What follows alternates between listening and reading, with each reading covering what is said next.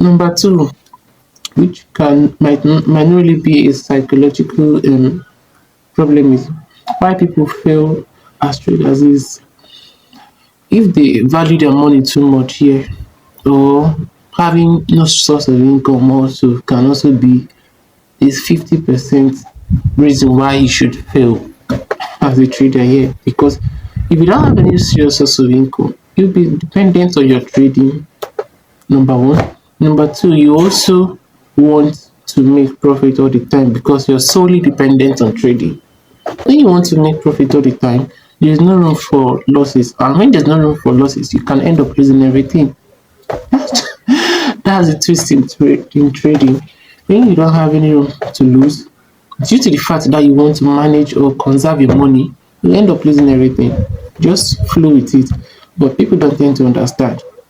So let me explain this. Imagine you stayed for 4 months due to the fact that you don't really have um, any real source of income. Maybe as a student, or you just got out from school, or you just need something as a side hustle. Maybe while you're looking for something or real stuff to do in the meantime, and trading is like your only option. Sometimes there was a time I once told myself that I'm not even going to teach anybody who wants to trade if he's solely going to depend on trading, or if he doesn't really have a real source of income. But that's just the truth, because if you're teaching somebody who's gonna lean on trading alone, that means it will be very hard to make for the person to make money from trading, because he wouldn't want to lose. He's going to try to conserve everything, and once you try to conserve everything, you're going to lose everything. It's just like trying to fetch water in a basket, and you want to fetch fetch water, and you're trying to, I don't even know, it's not even possible. Or you just like you're trying to fetch water in just like a small cup, and you want to fill it up in a very long distance. And if you should fill it up before you should actually reach to your destination, the water must have dropped, and before you can get to your destination, you must have lost all the water you fetch. Instead of just fetching what you could comfortably carry down to your destination, more like you're trying to scoop everything. So that's just it. If you protect it too much, you end up losing everything. Just do what you can do, follow the plan, and keep going. So when you don't have any source of income, like I said, you're solely dependent on trading. All your budget is solely built on your trading income. Or you already have a target. The target is like the real target.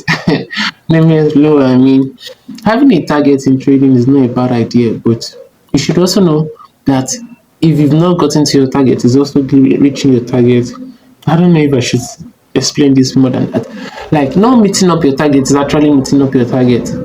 If you don't have that psychology, if you don't have that thought that not meeting your target is also meeting your target, every time you're going to be trying to, should I say, expose yourself to enough risks to meet up your target. And when you're exposing yourself to enough risks, it's actually not good for you as a new trader or a trader, because you're coming out in fully to meet up. Okay, you're supposed to make $10 every week, and you are allowed to reach only $2 per trade, and you feel like you can do it in one trade. These are mistakes I made, and sometimes I would say these things and maybe go back to making the same mistake.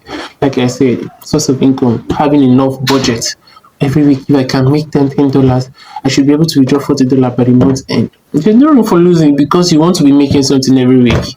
Like I said, when there's no room for losing, you'll be losing, because you're forcing the system to work in your favor like you own it, and you don't really own the market. That's one thing you should know. So not meeting up your target is also reaching your target. That's another thing. If you know this, you will know peace in trading, because if you come out this week and, okay, let me just give you a real life story. Back then when I was in school, I was trading a small account, and like I said, now I want to be making withdrawals every week of $10 because I needed something to keep on, to like hold on to every weekend. And I made, on a real full trading week here, I made $8 on that account, and it was just $2 left to reach my target, right? So on Thursday, average from, okay, I made my $8 on Tuesday.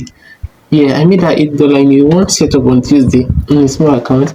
So I wanted to withdraw $10 by Friday or Saturday to, use like I always do.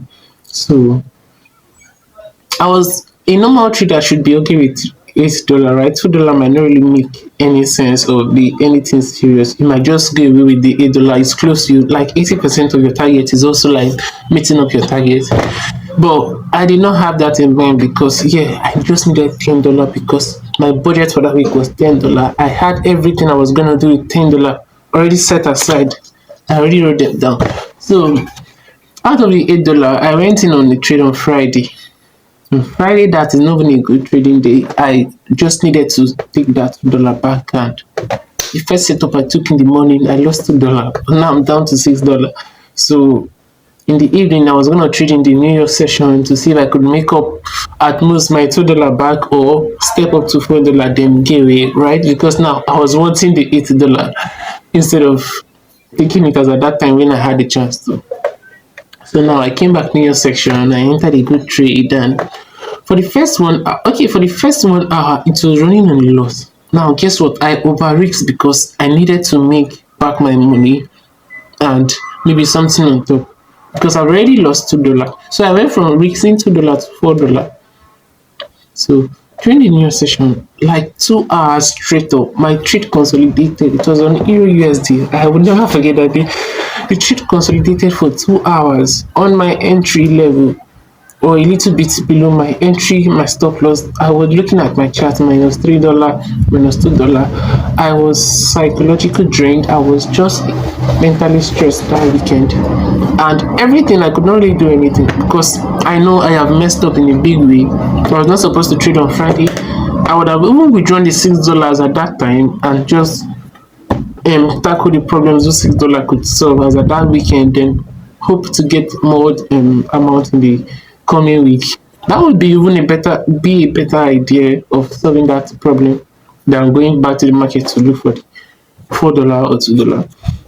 So I held that trade till 4 to 5 p.m. and in just like a space of 15 minutes, I managed to move above my entry, and I was like, okay, since this trade has taken out this old high and it has done this, done that, just like a normal analyst, you just tend to leave it because it's actually playing out in your predicted vision rather. So I allowed it, and I still allowed the $4 on the margin risk because if I did not get stopped out, there will be no reason for price to retrace back to my SL, as at that time it has taken out a particular high I wanted it to take out. I was just talking like I owned the market, overconfidence here. And after the space of 15 minutes, I left my phone because if price can do this that I want it to do, then suddenly it should not be able to come back to this level again. I left my phone and I went back, and I came back. I've hit full stop loss. Now I went that week because not really the overconfidence made me add more position also. So I ended up risking the whole $6 that was left because of overconfidence, and I was now hoping too much. And I will not really, should I call it greed? You can also call that greed because I had $8 on Tuesday, which would have closed my trading week. You're almost 80% to your target. What are you targeting again? That's more like fulfilling your target. So that you can call that greed. Greed now turns to hope. This is where greed turns to hope. When you're hoping too much in the market, you might just call it hope because greed and hope is more like having a coin, two sides of a coin. When you flip it this way, you're saying greed. When you flip it this other way, you can call it hope. Now you're expecting price to move to a particular level. Maybe you've done 80% of your full take profit, and normally 80 to 90% should be enough if you feel like you cannot hold, but you want to hold this trade, you want to keep on holding this trade. Now you're not hoping you get to take profit and even more, or you even adjust your take profit because you feel like price have done 80% swiftly, so it can also do up to 120%, which is making you adjust your take profit, and just in minutes price now go back to hit you out. That is more like greed, but you thought you were hoping. That's why I say people mistake greed for hope. So yeah, so these are also another reasons why traders feel they tend to hold on to their losing positions too much due to some, should I say it, bad budget on trading. So I would have avoided that instant that week, and I think that was even the beginning of my failure in trading from me that week. Yeah, that time I took that loss, that was the beginning of my failure because I still needed to withdraw. And guess what? I withdrew my capital instead of withdrawing the profit I made because I needed the money really for that week. So after withdrawing that capital, the $10, it was left with like $20, $30. Okay, it was left with $30. Now, another reason why trader fails a lot is trying to recover losses also by all means.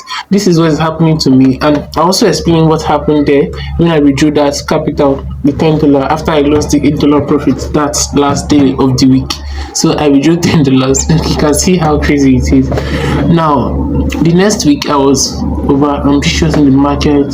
I came in with a recovery mindset, and this is what is also happening to me right now. Although I'm on a break for like I've been on a break for like 1 week because I was a little bit on winning streak, and the other week started with a bad decision. I actually entered the trade too early, and not like I entered the trade too early. I had 2 point of interest, 2 area of interest there, and I was supposed to trade the both areas of interest. See, that's one thing about trading psychology. I didn't know what happened that day because I have agreed to risk a particular amount on this both area of interest. Like I had an area of interest, 2 area of interest on the same higher time frame where I do find out my point of interest. So I was supposed to risk like $6 on the whole setup that week, or for the first trade of that week. It was on a Sunday. So what I did was I have agreed to split the area of interest $3 or this first area of interest. If it should work, then I'm risking $3 on this one. Then if it doesn't work, I will get stopped out on this area of interest, and on the next area of interest I'll risk another $3 instead of risking $6 on the whole area of interest, the first area of interest. Because when you have 2 points of interest at a particular or in a close range, one of them tends to fail, and you can never really predict which one fails because you don't really own the market. That's one thing there. So I made a mistake. I over risked on the first area of interest because I thought I was certain, overconfidence, everything you can name it. And when I got stopped out, I was left with nothing to risk on the second area of interest, which actually played out almost 1:10. Guess what that would do to my psychology? Guess what it will do to you?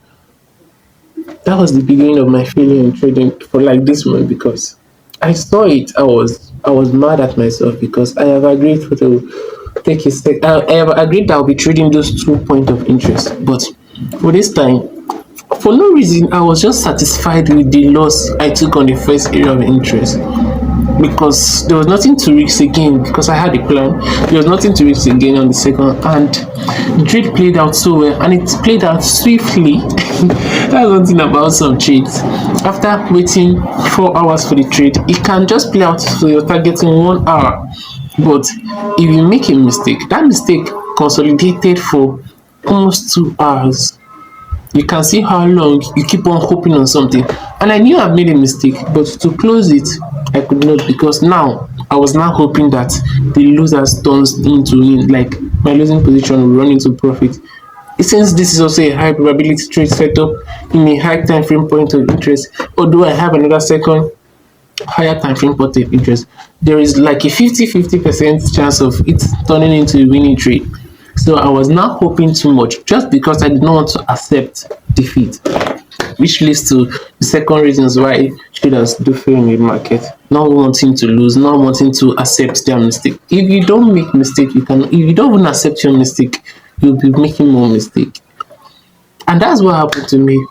I came into the market with the recovery mindset, not accepting defeat. It was also going to be, should I say it, it's also more like having this recovery mindset here. Of course, you can recover your loss, but coming in with the intent of recovering from the market is also exposing your brain into losing more. Let me explain. I'll explain in 2 ways. Now I'm giving you 2 examples.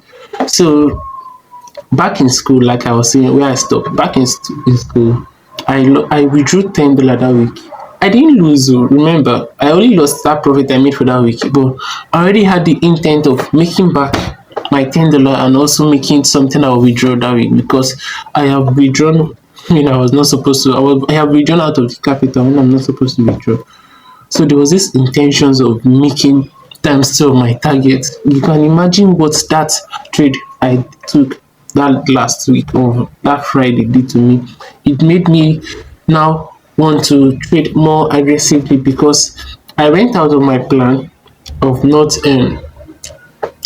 risking $2, and it have exposed me to enough risks, and now it has also taken me totally out of my plan of my target. Rather, like you've seen, that's one thing about trading. I used to tell people that trading are intertwined, like the trading psychology, the trading, everything about trading is connected to each other, because if you're doing one thing wrongly, you're doing everything wrongly. Now, I approach that trading wrongly. I've actually changed my trading mindset, my trading psychology, my risk management. You can see how one trade switch everything up down to my trading psychology, trading mindset, even the approach in the market, the risk management, everything got shifted due to one bad decision. And before you can now come back, you first of all heal your psychology first, because it's your brain that controls your risks, control the entry, control everything. So what you're going to actually focus in healing your mind, healing your mind. So that's just it. So I came back the next week with the intent of recovery. I had to now switch off my target to times two because I've withdrawn my capital, which I was not supposed to withdraw because I had a budget I was supposed to do that week.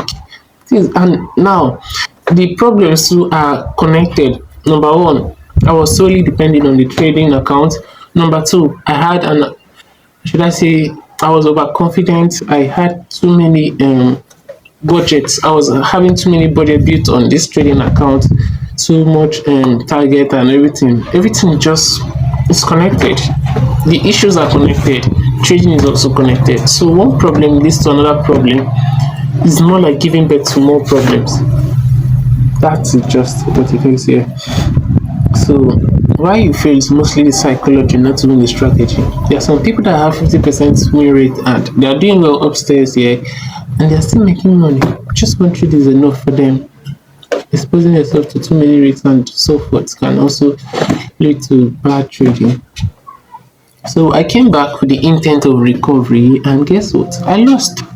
I was losing because I was exposing myself to too many risks. And when you take a loss that you're not meant to take, I told you it always affects your psychology. It's going to affect the next approach into trading, and everything is going to be fluctuating because you're not stable. Number one, you're thinking too much because you have these intentions to recover. You trade aggressively, you lose aggressively, you come back, you reason it, you feel like, yeah, if I don't do this, I have to do this. Too many plans, and you're not even thinking about the account. That is it. That's why people try to compare sports trading to, sorry, sports betting to trading, because when you're actually I saw a video where they said as a human, if you're betting for fun, it can be making sense because you just do this because of the love you have for your team. I love Chelsea, I'm going to put my money on them. It's okay, it makes sense. But when you start betting to survive, bro, you're finished. But that's just the truth, because when you come into the app now, Sportybet app, God, I need to make 10k this week from 1k. And even if you make 5k, you might not be satisfied because it's more like a business to you, it's a side hustle to you. You're not betting because you need the money, not even for fun. Betting was meant for fun, love of your team and everything. But now you're betting to survive. Bro, I need to survive, I need to make money.